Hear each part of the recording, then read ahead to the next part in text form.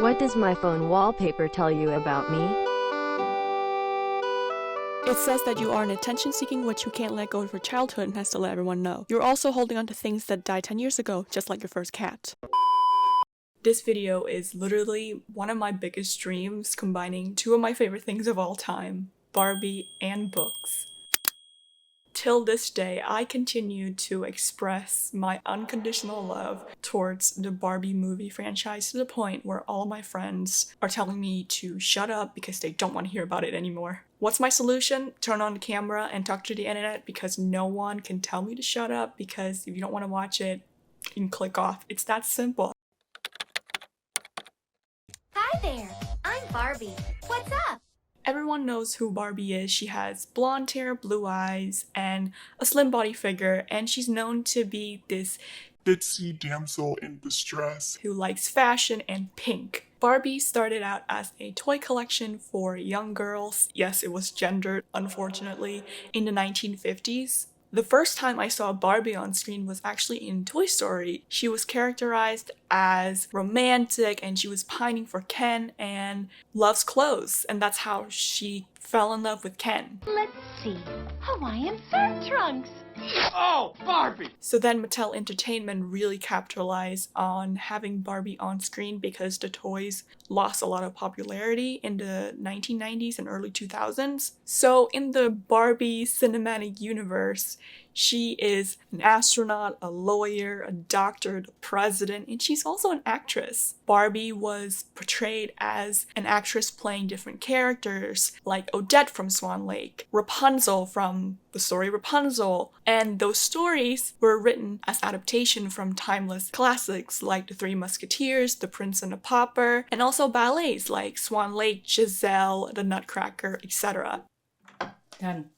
Already? The Kevin Feige of the Barbie cinematic universe claimed that Barbie films serve as educational values to children, and today we're gonna put that to the test. And I'm hoping that it would also explain why a 19-year-old like me is still obsessed with watching Barbie. I mean, every single time depression knock on my door from doing countless homeworks, I just put on Princess Charm School and call it a night. You can tell she's a princess. You can see it in her style. The movie and the book started out very similarly, and that's where the similarities ended. Imagine you're a villain in a timeless, popular classic as The Three Musketeers. Comte de Rochefort. And when it got adapted into a Barbie movie, you got replaced by a dog.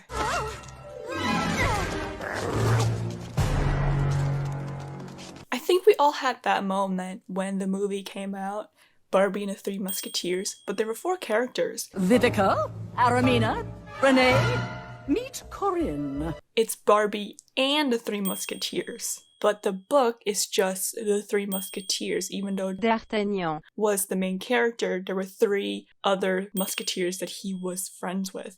Now, the interesting thing is, in the book, Athos, Porthos, and Aramis are already musketeers, and D'Artagnan was training to be musketeers with those three. In the movie, however, none of them were musketeers yet. The audiobook for this is 24 hours long, although it doesn't look long. The font itself is just not legible. I recognize how this story is very influential in the modern day world, but that doesn't really translate to how much I enjoyed it. Sometimes when you read classic, you feel a disconnect to the world, especially because this book was written in 1844, but its historical fiction takes place in 15th, 16th century.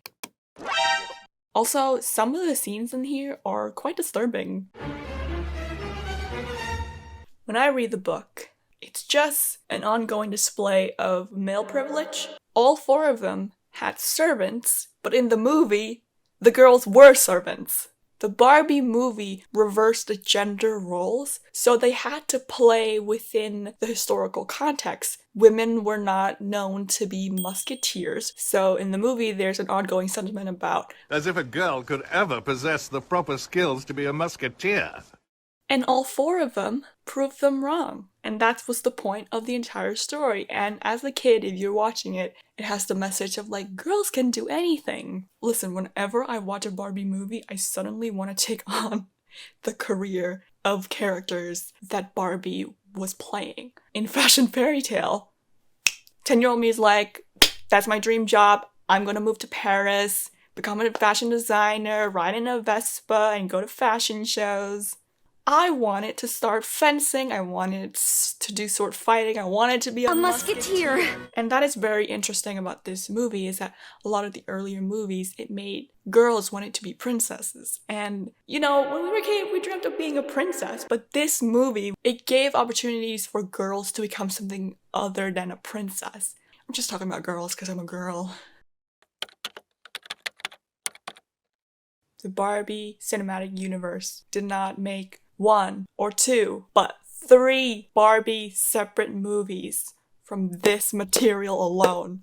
Basic premise, Tom Canty, who is a pauper, come from the slum of London. He met Prince Edward one day and they decided to switch places. Fun fact, I am a huge nerd for the Tudors, King Henry VIII, Catherine of Aragon, Queen Elizabeth I, that whole period of 100 years. I'm obsessed with it. And this is about the very same Edward, who is the youngest brother of Queen Mary and Queen Elizabeth I, the son of King Henry VIII. When the author, Mark Twain, is narrating the story, it's written in a more modern vocabulary, kind of like writing style, but the dialogue is written in a more Shakespearean English with the thy, thee, thou. It really confused me. So Prince Edward lived among peasants and his people for quite a long time. He learned a lot about the corruption in the country, and when he reinstated himself as king, Edward vowed to improve the lives of his people, and unfortunately Tom's storyline wasn't as interesting as Edward's storyline.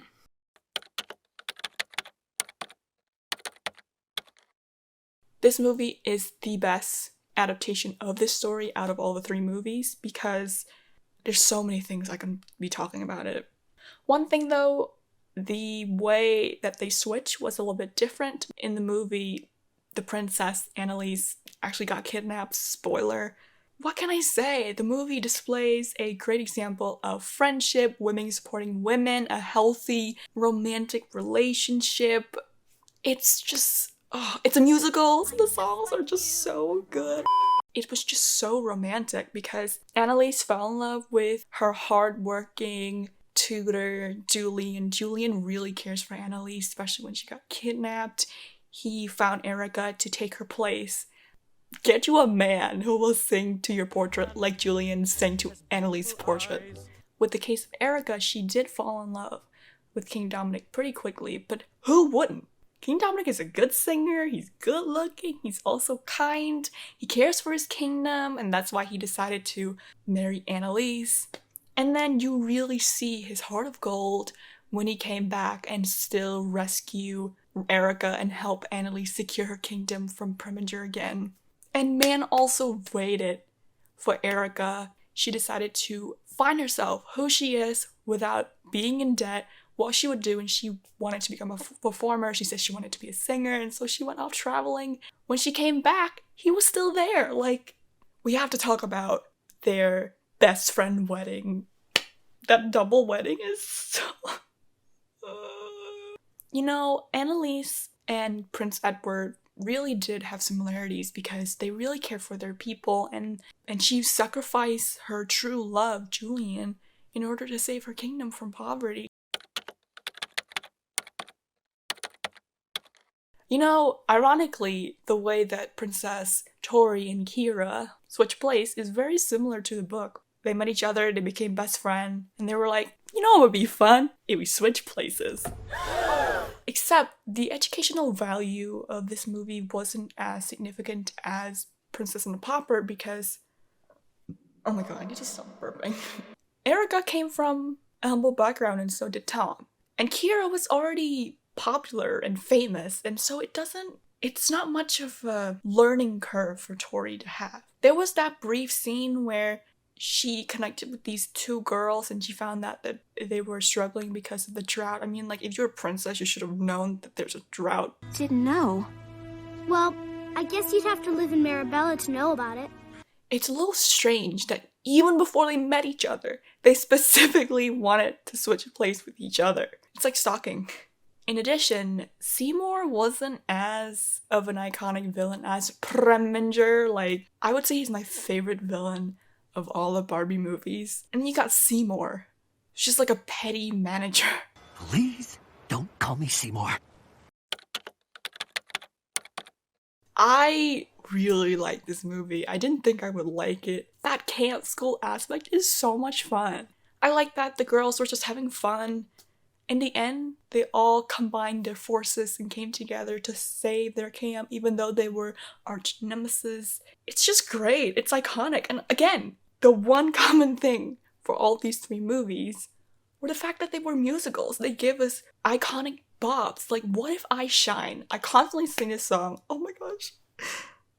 I think I was a little bit too excited talking about Rock and Royals that my thoughts weren't as coherent. But what I was trying to say was, I really applaud Mattel for reusing the same concept without it feeling redundant. What's different about Rock and Royals to Princess and the Popstar was that there were new songs, they didn't reuse any songs. It's a new scenery, new characters. Honestly, the Rock and Royals is one of the best new movies that Barbie has ever made. And it really brought back that nostalgia that we were all missing. Anyways, I hope you enjoyed this video. I just want to feel unapologetic about the way that I love certain things. When I was younger, I felt embarrassed for liking Barbie because, you know, it's girly and you don't want to be like, oh, you're so girly, and liking clothes and liking pink. I just hate the color pink. I'm pretty sure everyone hate the color pink at some point in their lives. But now, I'm like, yeah, I liked Barbie and I still watch it. Who cares?